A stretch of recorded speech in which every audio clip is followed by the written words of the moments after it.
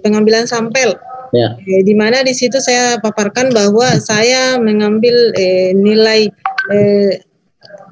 I yang kesalahan tarif kesalahan itu saya mengambilnya berdasarkan rata-rata populasi. Apakah bisa saya mengambil langsung menentukan nilai E saja tanpa mengambil rata-rata hasil persentase sesuai dengan rumusan yang ada di panduan buku Suradi, Pak? Siapa yang bisa aja? Silakan yang jawab, Bapak atau siapa? Saya kan yang ajarkan itu caranya mengambil ukuran sampel, toh? Iya, Pak. Ya, boleh E-nya itu biasanya 0,05 kalau tidak ada biasa, toh? Iya, Pak. Pakai saya rumus itu, tapi ini ukuran sampel, bukan teknik mengambilnya dulu. Itu ukurannya. Dan itu banyaknya itu yang diperoleh setelah banyaknya sekian diperoleh berdasarkan rumus itu. Bagaimana memilih supaya cukup seperti itu gitu. Ya, begitu. Jadi masih banyak itu hanya ukuran ya. Tapi langkah-langkahnya itu yang dimaksud ini sebenarnya. Langkah-langkahnya sampling itu di pengambilan sampel. Anda ada proporsional ya Anda masukkan. Iya. Untuk apa proporsional? Nah sama semua jumlahnya. Siswa pada dalam satu kelas beda satu orang juga. Ada pengaruhnya proporsi. Berarti yang saya lakukan itu bisa langsung klaster random. Klaster random saja misalnya. Ya. Per kelas supaya mencukupi sesuai rumus Anda itu tadi. Ya, gitu. Proporsionalnya tidak perlu karena beda satu aja proporsinya tidak mempengaruhi itu gitu. Iya. Terima kasih banyak, Prof. Karena Anda singgung itu khusus tentang ini yang belum tadi. Ada yang mengembangkan instrumen sikap kecerdasan emosional, ada yang mengembangkan sendiri atau bagaimana? Ya. Kalau saya yang kecerdasan emosional. Motivasi mana tadi? Ada motivasi. Ya. Ada kecerdasan emosional. Kalaupun ada yang yang mengembangkan itu, saya minta validator ahlinya ambil orang psikologi. Ya. Ya. Jadi jangan selalu terpaku kepada orang ahli di bidang pendidikan matematik.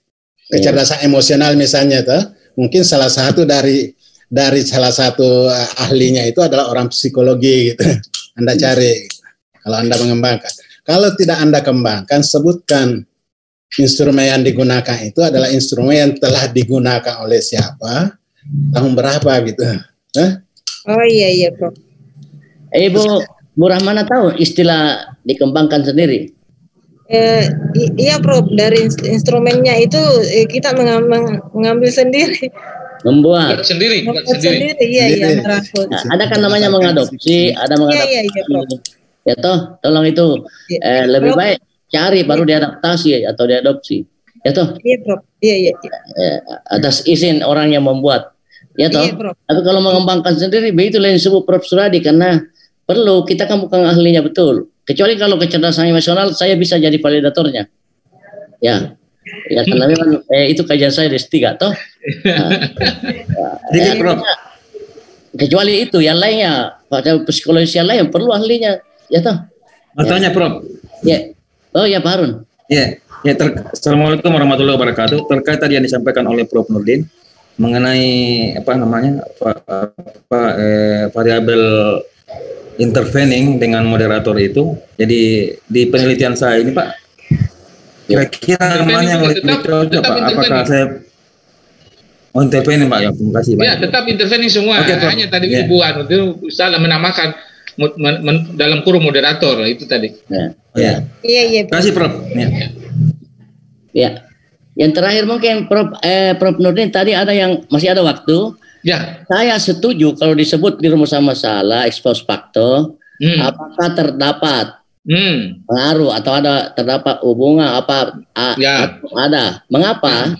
Pengaruh di sini kan sebenarnya ujung-ujungnya nanti signifikansinya yang dilihat itu biasanya. Kalau misalnya positif dia punya koefisien kan pengaruh positif, tapi tidak dianggap berpengaruh. Sehingga menurut saya walaupun itu ada ukurannya, besarnya ada. Jadi seberapa besar itu bisa dihitung, tetapi itu bisa dijelaskan lebih lanjut. Itu bisa dijelaskan lebih lanjut setelah hipotesis itu terjawab. Ya itulah maksud saya. Jadi memang itu kan mau diuji, perlu ada data. Jadi sebenarnya itu calonnya nanti adalah setelah ada data. Manakala tidak signifikan, dianggap tidak berpengaruh. Maka tidak berpengaruh. Ya, walaupun besarnya ada.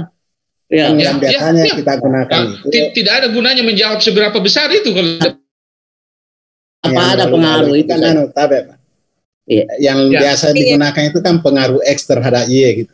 Jadi biasanya kan hanya kita mengatakan apakah X berpengaruh terhadap Y gitu.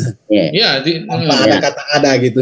Karena adanya itu selalu ada, tapi apakah pengaruh itu kan yang dimaksud nanti di situ adalah signifikan atau tidak gitu. Ya, positif atau negatif. Itu positif atau negatif itu. Masalah cukup mengatakan apakah X berpengaruh terhadap Y gitu. Betul. Jadi kalau yang kemarin juga itu yang deskriptif jangan digabung. X1, X2, X3, X3 pengaruh terhadap Y gitu. Ya, tidak apa-apa bisa satu-satu supaya mudah terjawab nanti gitu. Ada memang pengaruh simultannya, Prof. Tadi. Ada yang sendiri-sendiri ya. Yang deskriptifnya masih malah terbalik. Tolong jangan digabungan terakhir. Pertama simultan dulu ya. Yang simultan dulu baru sendiri-sendiri. Karena dia harus ada dalam model baru dihitung secara, makanya di dalam setelah simultan kan uji T bukan lagi uji satu-satu. Seperti itu, jadi bagus kita sepakat saja Pak. Jadi bukan bagaimana pengaruh. Bukan bagaimana pengaruh, bukan seberapa besar pengaruh X1, itu. X2, X3 secara simultan berpengaruh terhadap Y gitu. Tidak konsisten sekali dengan hipotesis. Betul. Itulah maksud saya. Hipotesis kan mau diukur lagi di belakang, jadi memang berkait-kaitan, ya toh? Iya. Oke. Satu kali mantap. Ya. Masih bisa, Prof? Silakan Bu Rahmana. Terima kasih kembali, Prof. Terkait dengan rumusan masalah saya yang 15 poin tadi, Tabe minta arahannya, apakah itu sudah cocok pengambilan rumusan masalahnya itu, Prof? Ya, tidak dihafal tadi. Yang jelas ada masalah deskriptif, ada masalah inferensial. Yang pasti kita akan ada proses pembimbingan lebih jauh. Jangan lagi bilang seberapa besar pengaruh, nanti diarahkan. Iya. Terima kasih, Prof. Tekniknya begini, kau bikin rumusan masalahmu, kirimkan Pak Darus lewat email bahwa seperti ini kan rumusan masalahnya, khusus masalah saja. Iya. Yang lain juga begitu gitu. Ini rumusan masalah yang setelah saya ujian sinar proposal seperti ini Pak. Kan mudah dialognya gitu. Terus kepada pribadi Prof. Nurdin kita akan diskusi masalah autentik Pak ya. Nanti kita nanti di luar. Dan ini khusus kelompok ini juga kan Anda nanti bisa menggabung di dalam pembimbingan dari Zoom ya. Jadi Anda bersepuluh sepakat nanti kalau mau pembimbingan Pak Darus dan Pak Hamzah kapan untuk bisa ketemu semua. Baik. 2-3 kali sehingga walaupun tidak dibimbing perorangan tetapi ada Anda supaya dilihat perkembangannya. Ada prinsipnya harus itu tadi bagus. Prinsipnya itu. Tiba bersama gitu. Kecuali yang ditembak di jalanan. Itu sendiri. Nah, alhamdulillah saya lihat tidak ada mahasiswa yang tegang. Ya, ini menurut saya nilai tambah dari sistem sekarang ini ya, online ini. Ada plus minusnya saya pikir. Salah satu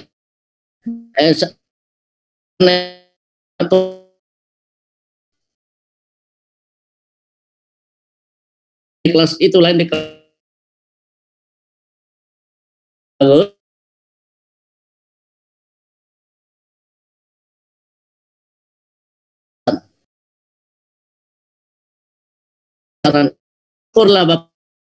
untuk saya dan bersemangat untuk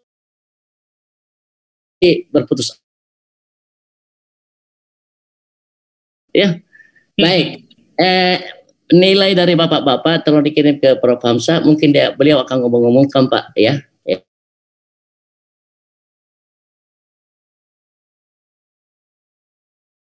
Sudah. Masih ada waktu 5 menit, Prof. Nah itu tadi cuma ini perlu dicatat dan diperhatikan saran-saran penguji pembimbing ya supaya nanti didiskusikan.